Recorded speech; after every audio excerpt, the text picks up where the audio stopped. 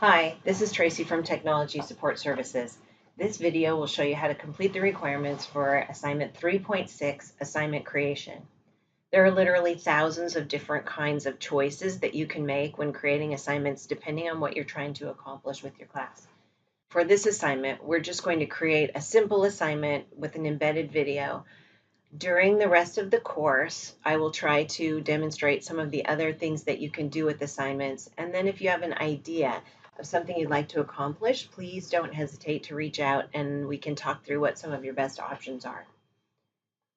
The assignment directions ask you to go back to your assignment that you created in 2.11, try creating modules, or to go to one of your own courses to create a real assignment that you might use with students. In this case, we're in our practice class, and I'm going to go to modules, and here's my practice assignment. I can click on the name of the assignment, and it takes me to an assignment view page. There's nothing in our assignment yet, so nothing to see. Click the edit button,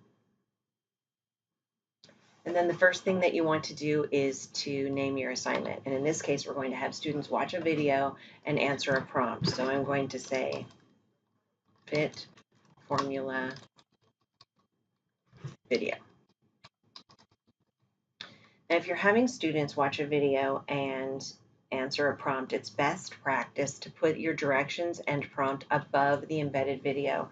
Their screens are pretty small and the video will take up most of it. So if you actually want them to see what the directions are, it's best if they're above the video. So I've already typed in some directions here. Please watch this video, then answer the question in the text box below. Which fit element is a challenge for you right now? How will you address it in your workouts? I'm going to enter once and go to this YouTube button right here where I'm going to embed my video. It's probably best to go locate the video first, but once you know what it's called, you just type it in here. You can look for the little icon or the name to see if it matches the one you already found. Then you can embed the video, either small, medium, or large, or you can just put a link that takes students out to the YouTube video.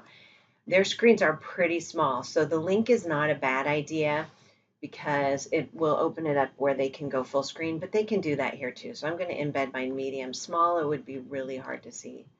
So if I've embedded my video medium, prompt at the top, then the video, and students will have a box right here where they can click to go full screen if they want to. Then you probably have seen me do this in some of our lessons. If this is an early lesson in your class and you may have a student that doesn't know how to do this, you can insert a link to a file that tells them how to do a text box submission. And here's where I've been finding those. I'm going to leave this page alone and go to another screen to show you how to find this. So in your Canvas course, if you click on the Help button right here, you can search the Canvas guides. And you have to know the vocabulary a little bit, but I'm going to type in text submission. And then usually pretty close to the top, I find how do I submit a text entry assignment. And then I'm just going to grab this link right here and copy it, then go back to my assignment. And then I would type something like need help.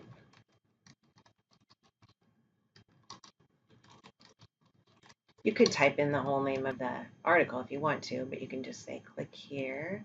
And then I'm going to go up to the top of my assignments and click this link right here and paste it in. And then it creates a hyperlink to that document that will tell them how to submit. Once the class is rolling, you probably don't need to do this, but pretty much anything that kids need to know how to do or you need to know how to do can be found in that help menu that I just showed you. Next, you have to decide how many points the assignment is worth. If you're going to attach a rubric, you don't need to put the points in because the rubric will enter that, and we will do a rubric in another assignment coming up pretty soon. I want this to be worth 5 points. Then you have to choose the assignment group that's appropriate. Remember, we had set up assignment groups a couple of assignments ago. In this case, this class doesn't have the assignment group, so I'm going to make a new group, and mine is called Activity. It matches my Skyward group. Then students can either view points, percentages, complete, incomplete, letter grades, whatever it is you prefer. Then we have to choose the submission type. And I could do a video on each one of these, but if they're submitting online, they're all going to be online. Once we get into online, there's 4 more choices. Most of the time, for most classes, it's a file upload, so we'll make sure to cover that later. But in this case, we're going to do a text entry. This is not a group assignment. This is not peer reviews. We are going to include it in our Skyward Sync. That's what this sync to SIS means. You can turn this off in the and on in the assignments list at any time, so you don't have to worry about it too much. We're not going to do moderated grading. We're not going to do anonymous grading. In this section, we decide who the assignment goes to. And it can go to everyone.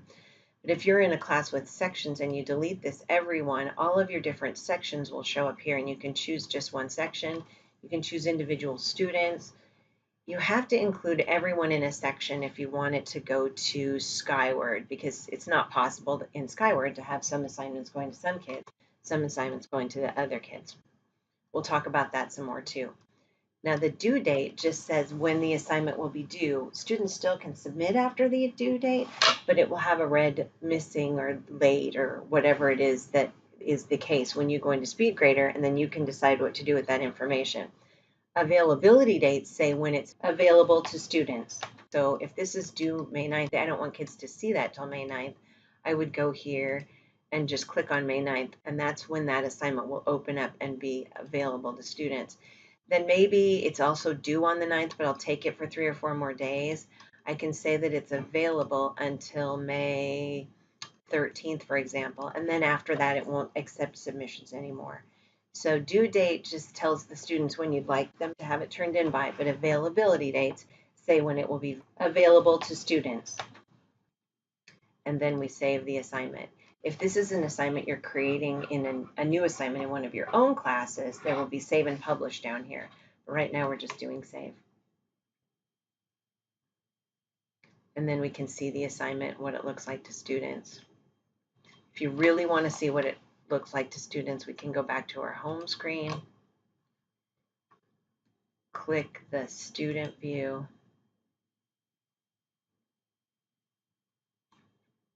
go to modules,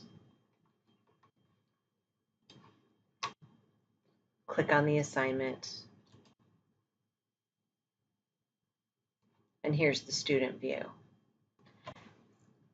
Now, I intentionally made the availability dates outside of the dates of this movie so that you can see what happens if they have passed. Notice there's no submission button up here like we would normally see. It tells us here that this assignment was locked on May 13th. That's the day that we said it was no longer available. If your students tell you they don't have a submit button, probably what's happened is that you're outside of the availability dates, and you can go back in and edit those. If they can't get into it at all, or if they can't see the assignment name, then it's probably not published. In either case, it's pretty easy to fix. I'm going to leave the student view, go back to the assignment, and edit those availability dates.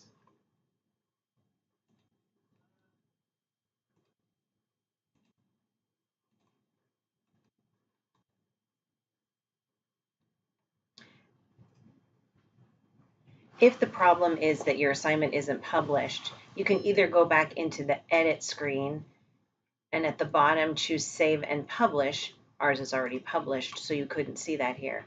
Or you can go to your assignments list and notice the green check mark at the end of my 2 activities. If I click the green check mark, it turns into a round circle with a line through it that tells me it's unpublished. To publish it, I just click right here.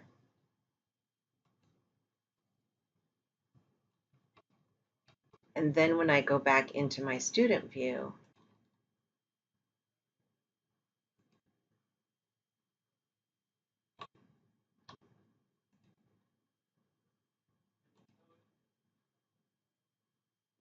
we can see that the submit assignment button is available again, and students can complete the assignment.